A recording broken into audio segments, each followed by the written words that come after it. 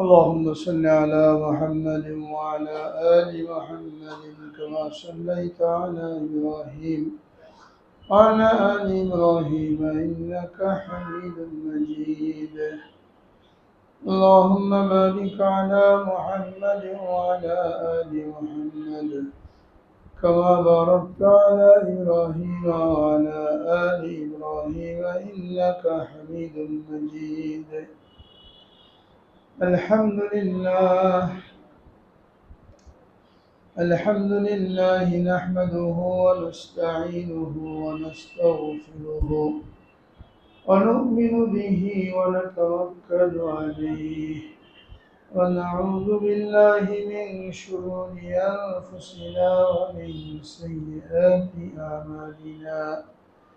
من يهده الله فلا مضل له ومن يضلله فلا هادي له. ونشهد أن لا إله إلا الله وحده لا شريك له. ونشهد أن سيدنا وسندنا ومولانا محمدا عبده ورسوله صلى الله تعالى عليه وعلى آله وصحبه وبارك وسلم تسليما كثيرا.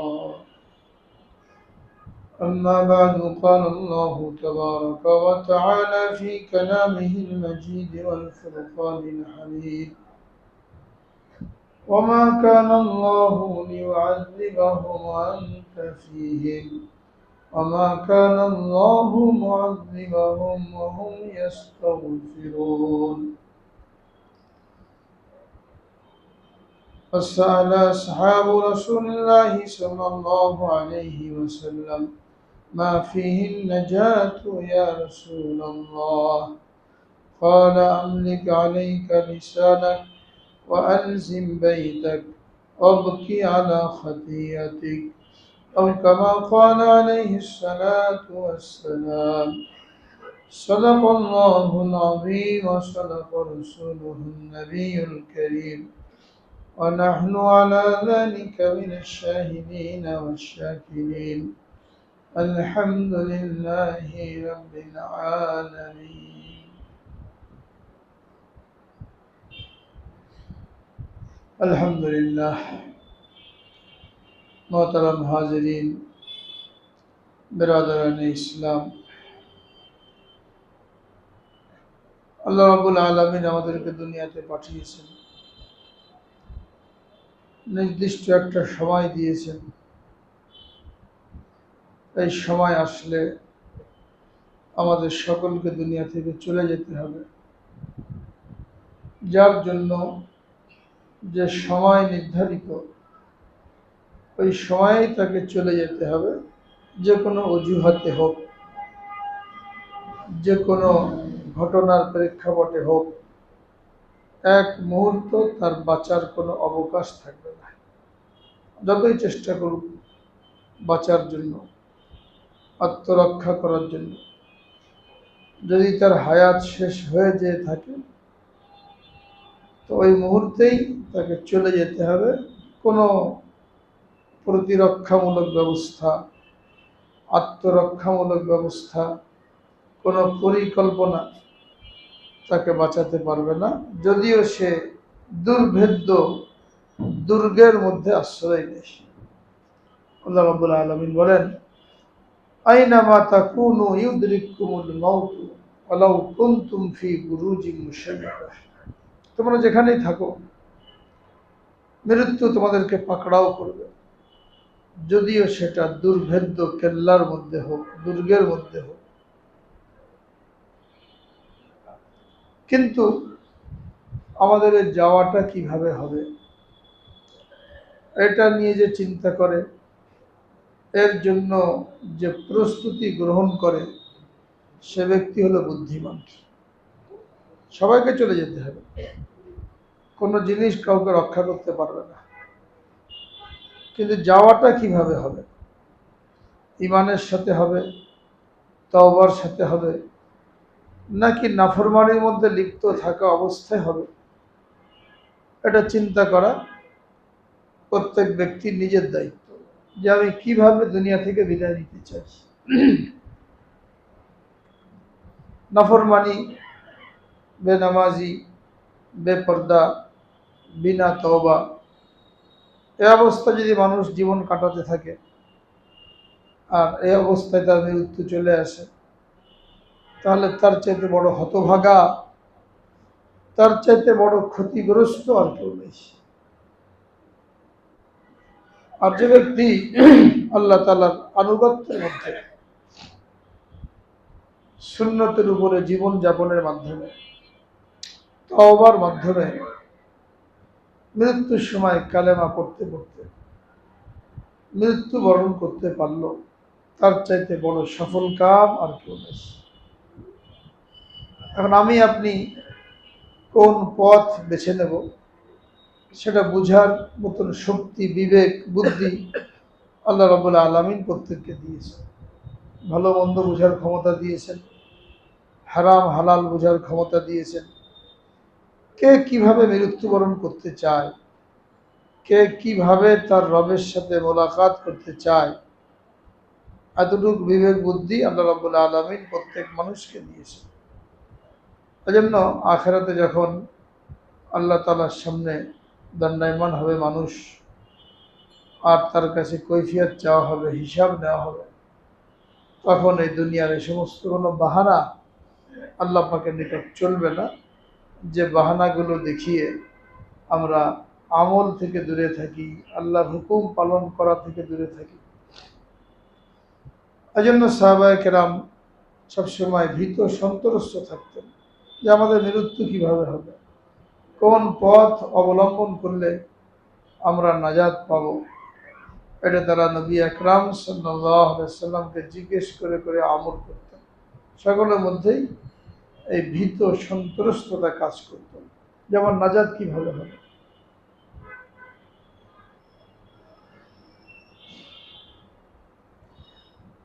রাসূল আকরাম সাল্লাল্লাহু আলাইহি সাল্লামের ইন্তেকাল হয়ে গেল। হযরত উসমান রাদিয়াল্লাহু তাআলা আনহু উনি খুব পেরেশান, হতভম্ব, হতবিহ্বল, খুব পেরেশান। হযরত আবু বকর সিদ্দিক রাদিয়াল্লাহু তাআলা আনহু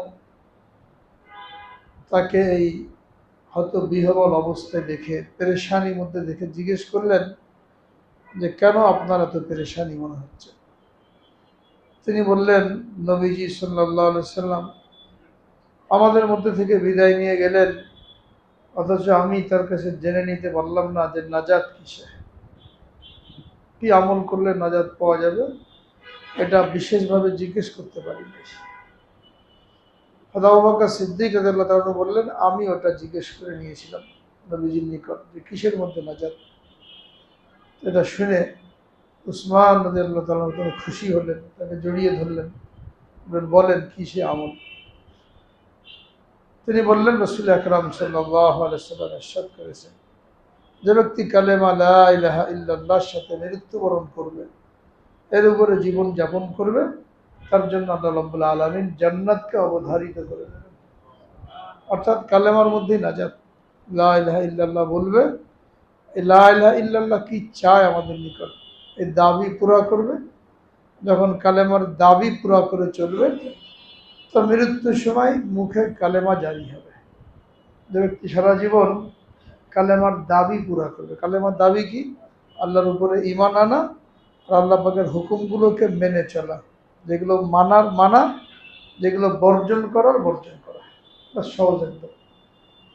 যে ব্যক্তি ভাবে সারা জীবন কালেমার দাবি পুরা করে চলল, তো মৃত্যুর সময় তার মুখে কালেমা জারি হবে। সারাদিন মানুষ যে জিনিসের চর্চা করে, রাতে ঘুমালে স্বপ্নের মধ্যে ওই জিনিস দেখে, অনেক সময় ঘুমের মধ্যে ওই জিনিস বলে সে চিৎকার করে ওঠে। সারাদিন যে কথাগুলি বলে, যার যে পরিবেশে থাকে, ঘুমের মধ্যে ওই জিনিস তার সামনে এসে ধরা দেয়, ওইসব কথা বলে চিল্লে ওঠে। তো যে মানুষ সারাটা জীবন কালেমার দাবি পুরা করে চলবে, কালেমার হক আদায় করবে, কালেমার কথা বলবে, কালেমার দাওয়াত দেবে, মৃত্যুর সময় তার মুখ দিয়ে কালেমায় জারি হবে। আর যে ব্যক্তি কালেমা পড়তে পড়তে মারা গেল বা তার শেষ কথা কালেমা হলো, তার সম্পর্কে হাদিসের মধ্যে বলা হয়েছে, মান কানা আখিরু কালামিহি লা ইলাহা ইল্লাল্লাহ দাখালাল জান্নাহ, যার শেষ কথা কালেমা হবে সে জান্নাতে প্রবেশ করবে। শেষ কথা কালেমা হওয়ার জন্য জরুরি হলো সারাটা জীবন কালেমার দাবি মতো চলতে হবে।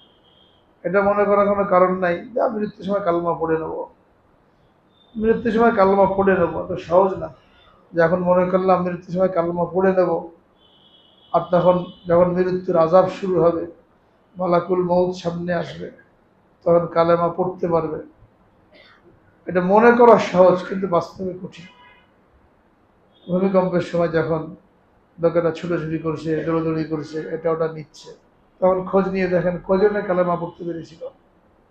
এরে ডাকে তারা ডাকে, ওখানে ফোন করে এটা আনো ওইটা আনো, ওই সময় কজনে কালেমা পড়তে পেরেছে। এর দ্বারা বোঝা যায় যে আমরা মৃত্যুর সময় কালেমা পড়তে পারবো কিনা। সবার মুখে কালেমা আসবে না, কালেমার দাবি পুরো করতে হবে। প্রত্যেকে চিন্তা করি যে আমি ওই সময় কি করেছিলাম, কালেমা পড়েছিলাম নাকি চিল্লাচ্ছিলাম, এরোরে ডাকছিলাম, ওই কই গেল সেই কই গেল। যদি এই অবস্থা মৃত্যু হয়ে যেত, আল্লাহ না করেন, তাহলে ইমানি মৃত্যু হতো। যে যে কাজের মধ্যে ছিল, যারা কালেমা পড়ছিল, লা ইলাহা ইল্লাল্লাহ পড়ছিল, ইন্না লিল্লাহ পড়ছিল, এই অবস্থায় মারা গেলে সে শহীদ হতো, ইমানি মৃত্যু হতো। যারা এগুলো করতে পারে নাই, এদের ইমানি মৃত্যু হতো না। তাহলে করতে পারবে কারা? কঠিন মুহূর্তে সে ভয় পাবে না, পদস্খলন হবে না, তার হুশ উড়ে যাবে না, কালেমা পড়বে, আল্লাহকে স্মরণ করবে। এটা সবার জন্য সম্ভব না। প্রত্যেকে আমার নিজে চিন্তা করে দেখি বা কাউকে জিজ্ঞেস করি যে তুমি কি করছিলে ওই সময়। তো মান কানা আখিরু কালামিহি লা ইলাহা ইল্লাল্লাহ দাখালাল জান্নাহ, যার শেষ কথা কালেমা হবে সে জান্নাতে প্রবেশ করবে। আর শেষ কথা কালেমা হওয়ার জন্য জরুরি হলো সারাটা জীবন কালেমার দাবি পুরা করতে হবে। কালেমার দাবি হলো আমাদের জীবনে প্রতিটি মুহূর্তে আল্লাহর কি হুকুম, এই হুকুমটা জেনে আল্লাহ রসুলের তরিকা মতন পুরা করা। আল্লাহর হুকুম দুই প্রকার, একটা করণীয়, একটা বর্জনীয়। করণীয়গুলি যেমন করতে হবে, বর্জনীয়গুলিও বর্জন করতে হবে। দোনোটা মিলে একসাথে নেগেটিভ পজিটিভের মতন কাজ হবে। কারেন্টের লাইনে বাল্ব লাইট জ্বলবে, নেগেটিভ পজিটিভ যদি একসাথে না হয়। করণীয় করলাম, খুব নামাজ পড়লাম, ইশরাক পড়লাম, চাষ পড়লাম, তাহাজ্জুদ পড়লাম, চোখের হেফাজত নাই, কানের হেফাজত নাই, মুখের হেফাজত নাই, সুদ ঘুষ থেকে বাঁচা নাই, পর্দা থেকে বাঁচা নাই, খুব নামাজ পড়লাম। একটা করলাম আর একটা, দুটোটা একসাথে হলে ডাক্তারে ওষুধ দেয়, কিছু ওষুধ খেতে বলে আর কিছু জিনিস না খেতে বলে। যে এগুলো ওষুধও খেতে হবে, আবার ওইগুলো না খেয়ে থাকতে হবে। হ্যাঁ, চিংড়ি মাছ খাওয়া যাবে না, বেগুন খাওয়া যাবে না, ইলিশ মাছ খাওয়া যাবে না, তাহলে চুলকানি ভালো হবে না। এখন এইগুলোও খেলো, ওষুধও খেলো, ওষুধে কোনো কাজ হবে? দুটোটাই মানতে হবে। যেটা খাওয়ার খেতে হবে, যেটা পরহেজ করার পরহেজ করতে হবে। নাজাতের জন্য, কামিয়াবির জন্য, ইমানি মৃত্যুর জন্য জরুরি হলো করণীয়টা করা, বর্জনীয়টা বর্জন করা। তালাশ করে করে কি হুকুম। তো সাহাবায়ে কেরাম জিজ্ঞেস করে করে আমল করতেন। সবসময় তারা ভয়ে তটস্থ থাকতেন, কি অবস্থায় মৃত্যু হবে জিজ্ঞেস করতেন। একটা হাদিস নিয়ে আলোচনা হচ্ছিল, যে হাদিসের মধ্যে সাহাবায়ে কেরাম নবীজিকে জিজ্ঞেস করেছিলেন, মা ফিহিন নাজাতু ইয়া রাসূলুল্লাহ, কোন আমলের মধ্যে নাজাত, কোন জিনিসের মধ্যে নাজাত? তো নবী আকরাম সাল্লাল্লাহু আলাইহি ওয়াসাল্লাম তিনটা আমলের কথা বলেছিলেন, যে তিনটা আমল করো তাহলে তুমি নাজাত পেয়ে যাবে। এক নম্বরে ছিল আমলিক আলাইকা লিসানাক, মুখকে কন্ট্রোল করো, জবানকে কন্ট্রোল করো। এটা নিয়ে গত সপ্তাহে বিস্তারিত আলোচনা হয়েছিল যে আমরা অনর্থক কথার মধ্যে লিপ্ত হয়ে কিভাবে আমাদের ইমানকে নষ্ট করি, কিভাবে আমলকে নষ্ট করি। কথা বলার আগে 10 বার চিন্তা করা। একবার জবান থেকে বের হয়ে গেলে এটা বন্দুকের গুলির মতন, এটাকে আর ফেরত নেওয়ার কোনো সুযোগ নেই। জবানকে কন্ট্রোল করা, যেটা বলা যায় মান সমাতা নাজা, যে চুপ থাকলো সে নাজাত পেয়ে গেল। বেশি বলার মধ্যে কোনো কামিয়াবি নাই। বেশি বলতে পারলে আমরা পণ্ডিত মনে করি, সবাইকে থামিয়ে দিয়ে আমারটা শুনতে হবে, আমারটা শোনেন, নিজেকে পণ্ডিত মনে করি। যত কম বলা যাবে, আবু বকর সিদ্দিক রাদিয়াল্লাহু তাআলা আনহু প্রথম দিনে মুসলমান হয়েছেন, সবসময় নবীজির সাথে ছায়ার মতন থেকেছেন। এরপরও তার থেকে বর্ণিত হাদিসের সংখ্যা একেবারে কম, সারা জীবন থাকলেন সাথে, ওনার থেকে বর্ণিত হাদিসের সংখ্যা 100 থেকে 150। আবু হুরায়রা রাদিয়াল্লাহু তাআলা আনহু 4 বছর মুসলমান হয়েছিলেন, নবীজির খেদমতে ছিলেন, ওনার থেকে বর্ণিত হাদিস 5000। আবু বকর সিদ্দিক রাদিয়াল্লাহু তাআলা আনহু 23 বছর এক টানা নবীজির সাথে থাকলেন, ওনার থেকে বর্ণিত হাদিস মাত্র 100 থেকে 150। এই যে রাতে ঘুমিয়েছেন, সারা রাত ঘুম হয় নাই, এদিক ওদিক করেছেন, উসপিস করেছেন। সকালবেলা দাসা জিজ্ঞেস করলেন, আব্বাজান কি অবস্থা, সারা রাত ঘুমান নাই? বলে আমার বালিশের নিচে কিছু হাদিস লেখা ছিল, তো আমার সন্দেহ হলো এগুলো আমি ঠিক ঠিক শুনেছি কিনা, নাকি কোনো কথার মধ্যে হেরফের হয়ে গেছে, কোনো শব্দ এদিক ওদিক হয়ে গেছে, আমি এটা বলবো কিনা। বললেই তো পাকড়াও হবে। হাদিসের মধ্যে আছে, মান কাযাবা আলাইয়া মুতাআম্মিদান ফালিয়াতাবাওয়া মাকআদাহু মিনান নার। যে ব্যক্তি বানানো হাদিস বলে, আমি যেটা বলি নাই এরকম কোনো কথা বলে, সে যেন জাহান্নামে নিজের ঠিকানা বানিয়ে নেয়। তো আমি চিন্তা করছি হাদিসগুলো আমার লেখা আছে, বালিশের নিচে আছে, ঠিক ঠিক আমি শুনেছি কিনা, শব্দের তারতম্য হয়েছে কিনা। আজ আমি বলি বাস্তবে নবীজি বলেন নাই, তাহলে আমার কি অবস্থা হবে? আমি তো হাদিসের মেজদাক হয়ে যাবো, যেন জাহান্নামে নিজের ঠিকানা বানিয়ে নেয়, যেন সারা রাত ঘুম হয়নি। এই ভয়ে তিনি জানতেন অনেক, কিন্তু কম হাদিস বয়ান করেছে। অন্যরা বয়ান করুক, অন্যান্যরা বয়ান করেওয়ালা আছে, কিন্তু ওনার মধ্যে ভয় সবচেয়ে বেশি। সমস্ত সাহাবীদের মধ্যে আল্লাহর ভয় নবীজির পরে সবচেয়ে বেশি, এই জন্য কম বয়ান করেছে। অন্যরা বয়ান করেছেন, ছোটে নাই কোনোটা, অন্যরা বয়ান করেছেন, কিন্তু বেশি ভয়ের কারণে জবানকে কন্ট্রোল করেছেন, যে আমার থেকে এ কথাগুলো বের না। তো যিনি জান্নাতে সুসংবাদ পেয়ে গেলেন, জান্নাতের 8 দরজা দিয়ে যাকে ডাকা হবে, প্রত্যেকটা আমলে এত পরিপূর্ণ। জান্নাতের 8টা দরজা, এক একটা দরজা এক এক আমলের জন্য নির্ধারিত। যে আমলটা বেশি করবে সে ওখান থেকে প্রবেশ করবে। এই একমাত্র ব্যক্তি আবু বকর সিদ্দিক রাদিয়াল্লাহু তাআলা, যাকে আল্লাহ তাআলা সালাম পাঠিয়েছে, যার কথা কোরআন পাকের মধ্যে উল্লেখ হয়েছে 10 পারার সূরা তাওবার 10 নম্বর পৃষ্ঠার মধ্যে আবু বকর সিদ্দিক রাদিয়াল্লাহু তাআলার কথা উল্লেখ হয়েছে। মাত্র 2-3 জন সাহাবীর কথা সরাসরি কোরআনে উল্লেখ আছে, তার মধ্যে একজন আবু বকর সিদ্দিক রাদিয়াল্লাহু তাআলা। তো তার এই অবস্থা ছিল, কথা খুব কম। মান সমাতা নাজা, যে চুপ থাকলো সে নাজাত পেয়ে গেল। যেন বেশি বলার মধ্যে কোনো পণ্ডিতি না, আমরা পণ্ডিতি দেখাতে চাই, জানি আর না জানি, তাহাকিক থাকুক আর না থাকুক, বাস এটা বলে বসি। এটা বলা মানেই নিজের আমলকে নষ্ট করা, ইমানকে নষ্ট করা। আল্লাহ তাআলা সকলকে হেফাজত করেন। 2 নম্বর বিষয় ছিল আলজিম বাইতাক, তোমার ঘরকে তুমি তোমার ঠিকানা বানাও। ঘর নিরাপদ, ঘরকে ঠিকানা বানাও, বাইরে বের হও না বেশি। যতটুকু বের না হলেই নয়, অতটুকু বের হও। যারা বাইরে কাজ করতে হয়, পুরুষ লোক, তাদেরকে ঘরের বাইরে কাজ করার জন্য তৈরি করা হয়েছে। মাঠে যেতে হবে, অফিসে যেতে হবে, দোকানে যেতে হবে, কেনাকাটা করতে হবে। যতটুকু সময় বাইরে থাকা লাগে এতটুকু সময় থেকে বাকিটা সময় ঘরের মধ্যে থাকবে। দুই বাচ্চা নিয়ে তালিম করো, দিনী আলোচনা করো, কোরআন পাকের তেলাওয়াত করো।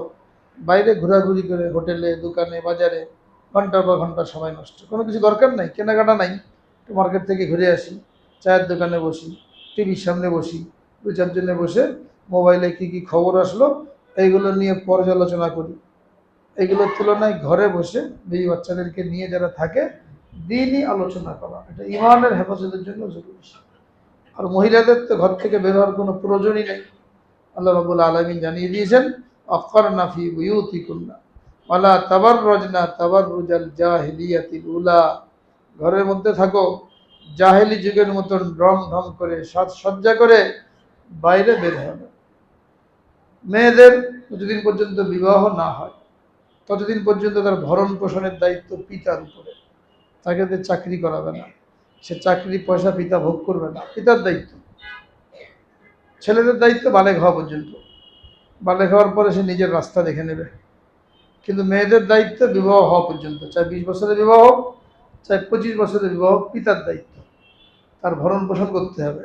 তাকে চাকরিতে পাঠালাম বিনা পর্দায় বেপর্দায় পুরুষের সাথে বসে, হ্যাঁ, আবার নিজে অফিসে নিয়ে দিয়ে আসে রিক্সায় করে মোটর সাইকেলে করে, চাকরি করতে যাচ্ছে। বাপ মেয়েকে নিয়ে বিনা পর্দায় অফিসে নিয়ে যাচ্ছে, চাকরিতে নিয়ে যাচ্ছে। সেই টাকা দিয়ে আবার খুব বিলাসী খাবার দাবার আসবাব এগুলো সংগ্রহ করা হচ্ছে। বাপের দায়িত্ব ছিল মেয়েকে খাওয়ানো, মেয়েকে দিয়ে চাকরি করিয়ে ওই দিয়ে বিলাসী জীবনযাপন করেছে। যার ভরণ পোষণের ব্যবস্থা আছে, যার পিতা আছে কামাই করে, মেয়ের ভরণ পোষণ চালাতে পারে, ওই মেয়ের চাকরির জন্য বাইরে যাওয়া, চাকরি করে পয়সা কামাই করা এ সম্পূর্ণ হারাম। বাইরে যাওয়াও হারাম, যা কামাই করলো ওইটাও হারাম। বাপের জন্য মায়ের জন্য কারোর জন্য ভোগ করা যায় না। যখন বিবাহ হয়ে গেল, এখন দায়িত্ব স্বামীর উপরে। স্বামী তা দেখভাল করবে, ভরণ পোষণ করতে হবে। 3টা জিনিস, নাফকা, শুকনা, কিসওয়া, এই 3টা জিনিসের কথা কোরআন পাকের মধ্যে বলা হয়েছে। স্ত্রীর হক স্বামীর উপরে কি? নাফকা, শুকনা, কিসওয়া। নাফকা মানে ভরণ পোষণ, খরচ পাতি, খাবার দাবার। কিসওয়া মানে কাপড় চোপড়, সতর ঢাকার জন্য। শুকনা মানে কমপক্ষে একটা ঘর যেখানে দরজা থাকে, সে নিজের মতন করে থাকতে পারে, এরকম একটা ঘর স্ত্রীকে দিতে হবে। ফ্ল্যাট দেওয়া দরকার না, আস্ত বাড়ি দেওয়া দরকার না, একটা ঘর তাকে আলাদা প্রাইভেটভাবে দিতে হবে, যেখানে সে নিজের জিনিসপত্র রাখতে পারে, নিজে খোলামেলা থাকতে পারে, অন্য কেউ সেখানে ঢুকবে না। এই 3টা জিনিস স্বামীর নিকট স্ত্রীর প্রাপ্য। যে স্বামী এটা দেওয়ার ক্ষমতা আছে সে বিবাহ করবে, যার এটা দেওয়ার ক্ষমতা নাই সে রোজা রাখবে, বিবাহ করবে না। কিন্তু স্ত্রীকে চাকরি করতে পাঠাবে না। দুজনে মিলে চাকরি করে সংসারে আয় উন্নতি করলাম, জিনিস দামি দামি জিনিস ফার্নিচার দিয়ে ঘর ভরে ফেললাম স্ত্রীর কামাই দিয়ে। হ্যাঁ, এই স্ত্রী যখন জাহান্নামে যাবে, ওই স্বামীকে নিয়ে জাহান্নামে যাবে। স্ত্রীকে দিয়ে চাকরি করানো, তাকে দিয়ে কামাই করে খাওয়া, ওই চাকরি করানো হারাম, কামাই খাওয়া হারাম। যার কেউ নাই, বিধবা, বাপ নাই, এতিম, এরকম কোনো মহিলা যদি চাকরি করতে চায়, কামাই করতে চায়, তার জন্য শর্ত সাপেক্ষে অনুমতি আছে। কিন্তু যার স্বামী আছে, যার পিতা আছে, দেখভালের লোক আছে, তার জন্য কোনো অবস্থাতেই এই চাকরির জন্য বাইরে বের হওয়া। আর এখন যে বেপর্দার পরিবেশ, একই অফিসে, প্রত্যেকটা অফিসে, ব্যাংক, বিমা, অফিস, আদালত, মহিলা পুরুষ পাশাপাশি বসে চাকরি বাকরি করেছে, সারাদিন গল্প গুজব, ঘরের মধ্যে থাকে পুরাতন ছেঁড়া ফাটা কাপড় পরে, আর অফিসে যা সুন্দর সেজে গুজে, তার পাশে যে পুরুষ লোক বসে সে একে দেখে প্রলুব্ধ হয়, তারও স্ত্রী ঘরের মধ্যে এরকমই থাকে, ছেঁড়া ফাটা কাপড় চোপড়, আর এখানে সেজে গুজে আসে, এর প্রতি মন টানে, স্ত্রী থেকে মন উঠে যায়, এই করে পরকীয়া সম্পর্ক সৃষ্টি হয়। 2-3 ছেলে মেয়ে রেখেও পালাচ্ছে মানুষ। দৈনিকই ঘটনা ঘটছে। নিজেরা আমাদের সমাজকে নষ্ট করে দিচ্ছে। আলজিম বাইতা, তোমার ঘরকে তুমি আঁকড়ে ধরো, ঘরের মধ্যেই থাকো। মহিলাদের ঘর সংসার সামাল দেওয়া, সন্তান মানুষ করা, দিনদার বানানো, আলেম বানানো, মায়ের কোল শিশুর প্রথম পাঠশালা, এটা মায়ের দায়িত্ব। চাকরি করতে চলে গেলাম, বুয়ার কাছে দিয়ে গেলাম, ডে কেয়ারে দিয়ে গেলাম, ওখানে ছেলেপেলে কী শিখবে? মস্তান হবে, কিশোর গ্যাংয়ের সদস্য হবে। মায়ের দুধ পেল না, মায়ের স্নেহ মমতা পেল না, বড় হয়ে সেও মাকে এরকম বাঁকা দৃষ্টিতে দেখবে, খারাপ ব্যবহার করবে, নেশার জন্য টাকা পয়সা চাইবে, না পেলে জবাই করবে, ছুরি চালাবে, আর শেষে বৃদ্ধ আশ্রমে রেখে আসবে।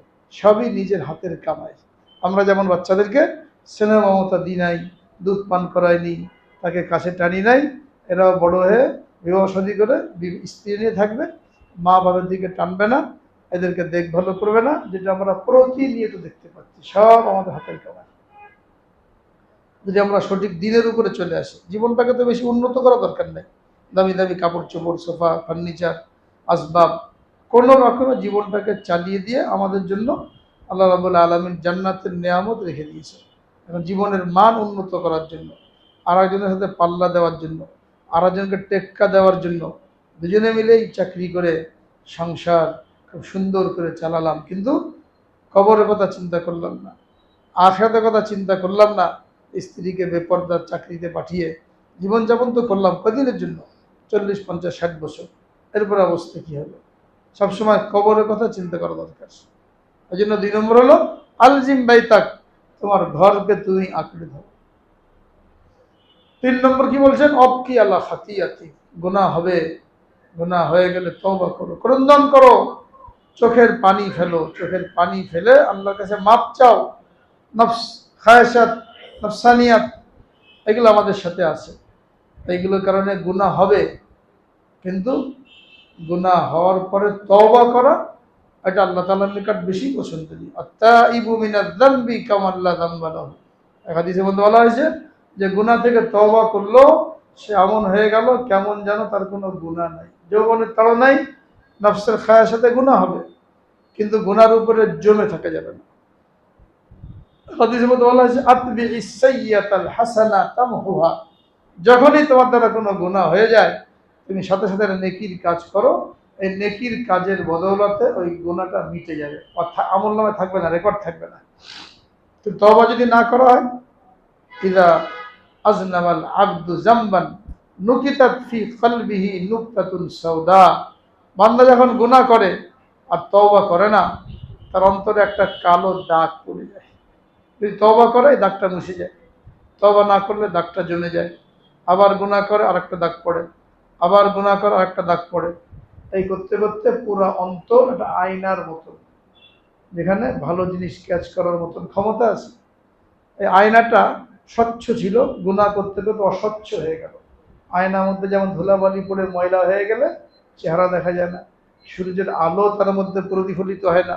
কলব, অন্তর আয়নার মতো, যখন গুনাহ করতে করতে কালো হয়ে গেল, কলুষিত হয়ে গেল, মলিন হয়ে গেল, এখন আর ভালো কথা ধরার মতন ক্ষমতা নাই, যোগ্যতা নাই। ভালো লাগে না, মসজিদে ভালো লাগে না, কোরআন তেলাওয়াত করতে ভালো লাগে না, দ্বীনি কথা শুনতে ভালো লাগে না, দ্বীনি মজলিসে বসতে ভালো লাগে না। যদি কখনো মসজিদে আসেও দায় সারা গেছে, কত আগে বেরোতে হবে, আসবে সবার পরে, যাবে সবার আগে। সপ্তাহে একদিন মসজিদে আসে, ছুটির দিন, কাজ কাম নাই। যদি অন্তরের মধ্যে ওই মহব্বত থাকতো, আয়নার মতন পরিষ্কার থাকতো, আজানের আগে সবাই মসজিদে চলে আসতো। 3 লক্ষ মসজিদে যদি 3 কোটি মানুষ শুরু থেকে আসে, নামাজ পড়ে, বয়ান শোনে, তো একসাথে এতগুলো মানুষের জীবনে পরিবর্তন আসবে। সবচেয়ে বড় প্ল্যাটফর্ম মানুষের জীবনে পরিবর্তন আনার জন্য জুমার দিন এই মসজিদে যে আলোচনাগুলি হয়, বিভিন্ন মসজিদে, ছোট বড় সব মসজিদে আলোচনা হয়। তো 3 লক্ষ মসজিদে যদি 100 করে লোক হয়, 3 কোটি মানুষ, 100-র বেশি তো হয়, কমপক্ষে যদি 100 ধরা হয় ছোট বড় মিলে, 3 কোটি মানুষের জীবনে পরিবর্তন আসবে। একটা কথা আমল করবে, এক জুমা একটা কথা ধরবে, ওর উপরে আমল করবে, তো সমাজের মধ্যে পরিবর্তন আসবে। অথচ অবস্থা কি, গত সপ্তাহে ভূমিকম্প হয়ে গেল 10টা 38 মিনিটে। জুমার সময়, জুমার আজানের সাথে সাথে মসজিদ ভরে গেছে, এরকম কোনো মসজিদে হয় নাই।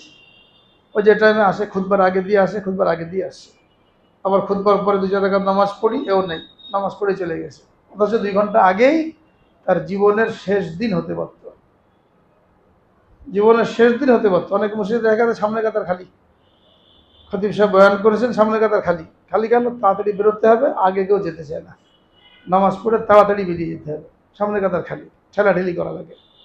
এরপরে নামাজের পরে খতিব সাহেব দোয়া করেছেন কান্নাকাটি করে, অনেক লোক চলে যাচ্ছে, তাদের দোয়ার দরকার নেই, ওই ভয় পেয়েছিল, ভয়কে জয় করে ফেলেছে, আর দরকার নেই। এই যদি অবস্থা হয়, তো তওবা করার সুযোগ কোথায়?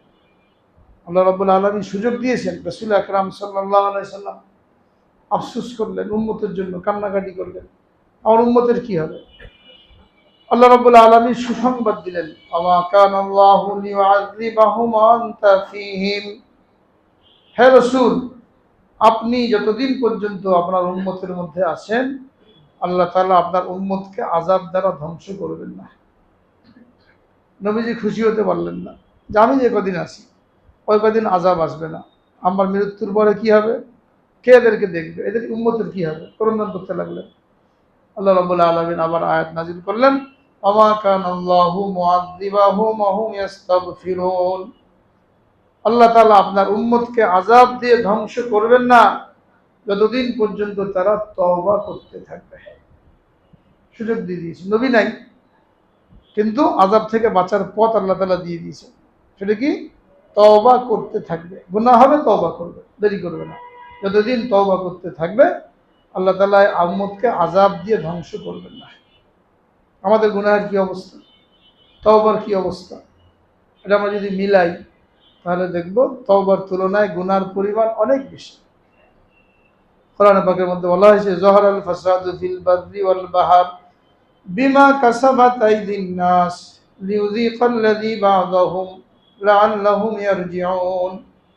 যা কিছু বিপর্যয় জলে স্থলে আসে, এটা মানুষের হাতের কামাই, যাতে করে আল্লাহ তাআলা কিছু আযাবের, কিছু শাস্তি তাদেরকে আস্বাদন করান, যেন তারা ফিরে আসে। সব কিছু আমাদের হাতের কামাই। ভূমিকম্প কেন হয়? আমরা গবেষণা করি, বৈজ্ঞানিকরা গবেষণা করে, লেখালেখি হয়, এই ফল সরে গেছে, ওই প্লেট সরে গেছে, গ্যাস জমে গেছে, ওটা বেরিয়ে আসতে চাচ্ছে, ভূমি নড়ে উঠছে, 800 বছর ধরে গ্যাস জমা হয়েছে। এগুলো জমা হয় কেন? যদি বৈজ্ঞানিক ব্যাখ্যা মেনে নেওয়া হয়, কোনো সংঘর্ষ নাই, কিন্তু নিজস্ব কোনো ক্ষমতা তো নেই, কেন হয়? গ্যাস জমা হচ্ছে, বেরিয়ে আসবে, আল্লাহর হুকুম ছাড়া বেরিয়ে আসতে পারে? প্লেটের উপরে আছে মানলাম, প্লেট নড়াচড়া করেছে, একটা আরেকটাকে আকর্ষণ করেছে, এই জন্য জমি নড়ে উঠছে। প্লেটের কি ক্ষমতা আছে? যারা আল্লাহকে মানে, আল্লাহর ক্ষমতাকে বিশ্বাস করে, এই প্লেটের কোনো একা একা নড়াচড়া করার ক্ষমতা আছে? কি বলেন, আছে? যদি কেউ বিশ্বাস করে, ঈমান থাকবে না। একটা গাছের পাতা আল্লাহ পাকের হুকুম ছাড়া নড়ে না, আর এত বড় প্লেট একা একা নড়ে গেল, সংঘর্ষ হয়ে গেল, এটাকে আকর্ষণ করলো, এটা আল্লাহর হুকুম ছাড়া হবে? আল্লাহর হুকুমে হবে, যদিও ব্যাখ্যা মেনে নেওয়া হয় যে ওখানে গ্যাস জমে যাচ্ছে, প্লেট নড়াচড়া করেছে, কিন্তু এটা হয়তো আল্লাহর হুকুমে। আর আল্লাহর হুকুমটা কখন হয়? যখন মানুষ কতগুলো গুনার মধ্যে লিপ্ত হয়, তো আল্লাহ তাআলা জমিনকে মুসাল্লাত করে দেন, পানিকে চাপিয়ে দেন, বাতাসকে ছেড়ে দেন। বাতাসেরও ক্ষমতা নাই, পানিরও ক্ষমতা নাই, জমিনেরও ক্ষমতা নাই। হাদিসের মধ্যে আলামত বলা হয়েছে, কিয়ামতের আগে দিয়ে অনেকগুলো ভূমিকম্প হবে। কিয়ামতের আলামত, অনেকগুলো ভূমিকম্প হবে। কখন? 1 নম্বরে বলা হয়েছে, যখন গায়িকা নারী এবং বাদ্যযন্ত্রের পরিমাণ বেশি হবে। 1 নম্বর কারণ ভূমিকম্প হওয়ার 1 নম্বর কারণ, যখন গায়িকা নারী এবং বাদ্যযন্ত্র বেশি হবে। আজকের যুগে এর মধ্যে কোনো সন্দেহ আছে? ঘরে ঘরে গায়িকা নারী, বাদ্যযন্ত্র, মোবাইলটা বাদ্যযন্ত্র। আগে ঢোল, তবলা, হারমোনিয়াম, একতারা, দোতারা, সেতারা, বিভিন্ন জিনিস থাকতো। আজকে কিছুই দরকার না, এক মোবাইল যথেষ্ট। সারা দুনিয়ার পাপের সাইলাব এক মোবাইলের মধ্যেই। এর মধ্যে গায়িকা নারীও আছে, বাদ্যযন্ত্রও আছে। সবাই মোবাইল নিয়ে ব্যস্ত। বাসের মধ্যে উঠবেন, মোবাইল নিয়ে ব্যস্ত। দোকানে যাবেন, কর্মচারী চাকরি করে 5,000 টাকা, সেও মোবাইল নিয়ে ব্যস্ত। তাকে রাখা আছে বিক্রি করার জন্য, কাস্টমার আসবে, ডাকবে, আসেন, কেনেন, তার কোনো ভ্রুক্ষেপ নেই। মাস গেলে বেতন পেয়ে যাচ্ছে, কাস্টমার চলে যায় আর এক দোকানে, চাকরি করতে বসছে, সেও মোবাইল নিয়ে ব্যস্ত। সবাই মোবাইল নিয়ে ব্যস্ত। বাকি থাকলো কি? ঘরে ঘরে বাদ্যযন্ত্র এবং গায়িকা নারীর আবির্ভাব, সংখ্যাধিক্য হবে। এমন বিদ্যা শিক্ষা অর্জন করার জন্য মানুষ মেধা ব্যয় করবে, শ্রম ব্যয় করবে, যার মধ্যে দ্বীনি শিক্ষার কোনো লেশমাত্র থাকবে। এটা বলা হয়েছে, পার্থিব শিক্ষা শিক্ষিত হওয়ার জন্য পাল্লা চলবে, দ্বীনি শিক্ষার কোনো গুরুত্ব থাকবে না। বিভিন্ন শিক্ষার জন্য কত টাকা খরচ করেছে? মেডিকেলে ভর্তি হওয়ার জন্য 30 লাখ টাকা, বিশ্ববিদ্যালয়ে ভর্তি হওয়ার জন্য কত লাখ টাকা, কিন্তু কোরআন শরীফ শেখার জন্য 500 টাকাও খরচ করতে রাজি না। যদি কোনো হাফেজে পড়ায় কোরআন শরীফ, আর 500 টাকা বা 1000 টাকা দেওয়া লাগে, হুজুরদের চাহিদা বেশি, 1000 টাকা দেওয়া লাগবে। হ্যাঁ, কেজিতে পড়ে, তার অঙ্কের মাস্টারকে 3000 টাকা দেওয়া লাগে। হ্যাঁ, প্রাইভেট মাস্টার। আর কোরআন শরীফ শিখবে 1000 টাকা দিলে কি মনে করে হুজুরের বেশি টাকা নেই, হুজুরের ব্যবসা শুরু করে দিয়েছে। এমন শিক্ষার জন্য টাকা পয়সা ঢালছি এখানে দ্বীনি শিক্ষার কিছু নাই। এটা একটা কারণ। এরপরে বলা হয়েছে, অবৈধভাবে অর্থ উপার্জন করা হবে, আমানতকে হালাল মনে করা হবে। যাদেরকে মালের হেফাজত করার জন্য বসা হয়েছে রাষ্ট্রের মধ্যে, এরা এইগুলোকে নিজের মাল মনে করে দেদারসে খরচ করবে। কোটি কোটি টাকা লোপাট। যারা এমপি, মন্ত্রী, চেয়ারম্যান, মেম্বার, একজনে কত টাকা কামাই করেছে, কার টাকা? একজন পিয়ন 400 কোটি টাকা কামাই করে নিয়ে গেছে, কার টাকা? যাকে বসানো হয়েছিল জনগণের আমানত হেফাজত করার জন্য, সম্পদ হেফাজত করার জন্য, এরা লুটপাট। কিয়ামতের আলামত, যখন জনগণের অর্থ ব্যক্তিগত অর্থের মতন খরচ করা হবে, গনিমতের মালকে হালাল মনে করা হবে, এবং যখন মানুষ স্ত্রীর কারণে মাকে দূরে ঠেলে দেবে, বন্ধুকে কাছে এনে বাপকে দূরে ঠেলে দেবে। এসব হাদিসের শব্দ তিরমিজি শরীফের হাদিস, বুখারী শরীফের মধ্যে আছে। স্ত্রীকে কাছে টেনে মাকে দূরে ঠেলে দেবে, বন্ধুকে কাছে টেনে বাপকে দূরে ঠেলে দেবে, বাপের সাথে বেয়াদবি করবে। এই বড় বড় কারণ বলা হয়েছে। এই 5টা কারণ বলার পরে নবী করিম সাল্লাল্লাহু আলাইহি ওয়াসাল্লাম বলেন, এরকম যখন হবে তখন তোমরা অপেক্ষা করো ভূমিধস, ভূমিকম্প, লাল ঝড়, চেহারা বিকৃত হওয়া। এই 4টা আযাবের জন্য অপেক্ষা করো। ভূমিধস, ভূমিকম্প, লাল ঝড়, টর্নেডো, হারিকেন, চেহারা বিকৃত হয়ে যাওয়া। আরেকটা আছে এখানে, যখন মদ পান ব্যাপক হবে। 5টা, যখন মদ পান ব্যাপক হবে। আচ্ছা, কার ঘরে মদ নেই? বিবাহ শাদী হলেই, হ্যাঁ, যে সরাসরি মদ খায় না, তাও হালাল পানীয় বলে তার মধ্যে এই নেশা ঢুকিয়ে দেওয়া হচ্ছে। হেরোইন, ইয়াবা, এগুলো মদের মধ্যেই পড়ে, আরও কত রকমের। এখন যদি আমরা বাঁচতে চাই ভূমিকম্প থেকে, এই গুণাগুলো বহাল রেখে বাঁচা সম্ভব? বাঁচার একটাই পথ, আল্লাহ তাআলা বলে দিয়েছেন, মা কানা আল্লাহু মুআযযিবাহুম ওয়া হুম ইস্তাগফিরুন। আল্লাহ তাআলা আযাব দেবেন না যতদিন পর্যন্ত তারা তওবা করতে থাকবে।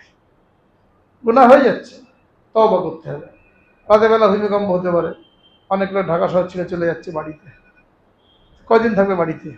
মৃত্যু যদি ঢাকায় থাকে, আবার বাড়ি থেকে ট্রেনে আনবে, যেদিন আসবে পরের দিন ভূমিকম্প হবে। অনেক লোক চলে যাচ্ছে, তো চলে গেলে মৃত্যু থেকে বাঁচতে পারবে?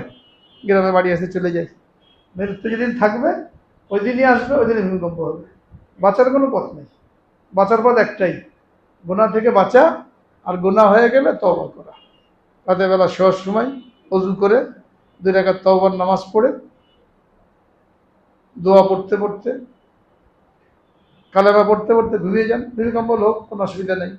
মারা গেলে শহীদ, চিন্তার কিছুই নেই। মৃত্যু তো হবেই, গাড়ির তলে পড়ে মরুক, পানিতে পড়ে মরুক, দেওয়াল চাপা পড়ে মরুক, যেগুলো মৃত্যুবরণ করতে হবে। কিন্তু আমার প্রস্তুতি কি? রাতে যখন ঘুমাবো মোবাইল দেখতে দেখতে না, গল্প করতে করতে না, ওযুর সাথে দোয়া পড়ে তওবা করে, এরপরে কালেমা পড়তে পড়তে ঘুমিয়ে গেলাম। আল্লাহ না করেন যদি অবস্থা ভূমিকম্প বা কোনো কিছু হয়, তাহলে কি হবে?